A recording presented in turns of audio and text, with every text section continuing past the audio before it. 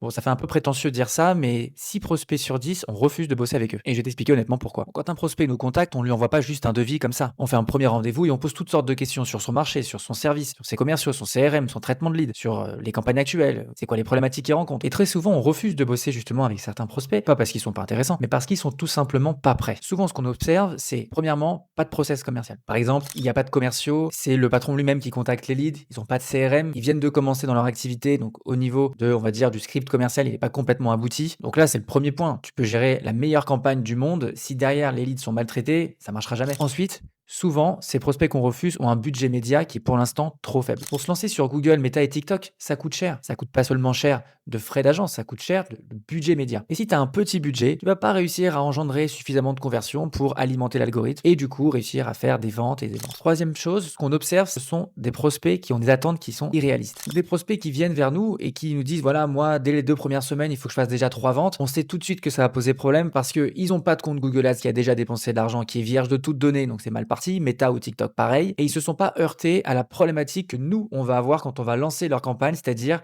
ça ne dépense pas, il y a un problème de tracking, le process commercial n'est pas en place. Donc il y a une découverte complète des deux côtés. Et eux, pendant ce temps-là, attendent des résultats en 2 semaines. Donc c'est pas envisageable. Et le dernier point, c'est l'offre qui n'est pas claire. Alors ça, c'est l'un des trucs les plus importants, mais qu'on voit encore avec des entreprises qui existent depuis peut-être 1 an ou 2 ans. Quand on leur pose la question, par exemple, quels sont vos éléments différenciants par rapport à la concurrence, c'est quoi votre positionnement de prix, et que la phrase c'est souvent, bah, je sais pas trop, en fait, j'ai plusieurs offres, peut-être que je pourrais faire ce prix-là, ou peut-être que je pourrais faire ça, enfin, à voir, faudrait tester. On voit bien que là, à ce moment-là, le timing, il est pas bon parce que le client veut découvrir grâce à Google Ads, alors que c'est l'inverse. Il faut d'abord avoir une offre qui est fiable, qui a montré justement des résultats, et ensuite l'amplifier grâce à de l'Ads. Donc, s'engager avec un client qui n'est pas prêt, c'est tout simplement se mettre des bâtons dans les roues et prendre le risque qu'un client soit pas content. Il y aura des résultats décevants, il y aura des frustrations, les attentes ne seront pas comblées et la collaboration sera compliquée pour tout le monde. Et au final, tout le monde perd. Donc oui, parfois ça peut un peu offusquer, mais on le dit clairement. À la fin d'un rendez-vous R1, quand on voit que ça ne va pas le faire, on explique clairement pourquoi on ne peut pas accompagner ce type de clients et on les invite à nous recontacter quand 2 des critères sur 4, par exemple, sont remplis. Et c'est ce qu'on fait depuis 2-3 ans. On refuse donc des prospects qui sont pas encore complètement prêts parce que le nerf de la guerre pour une agence, c'est le taux de churn, c'est le taux d'annulation client par mois. Nous, aujourd'hui, il est de 5%. À une époque, il était plutôt de 10%. Et on s'est rendu compte que quand on était à 10%, c'était pas uniquement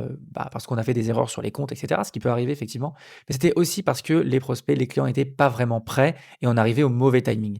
Donc maintenant, ce qu'on fait, on arrive à un timing plus mature et c'est plus facile pour nous, du coup, de contenter les clients et eux-mêmes de trouver satisfaction. Donc si tu penses que ton business est prêt à accueillir une gestion ads sur Google, Meta ou TikTok en génération de leads, le lien est dans ma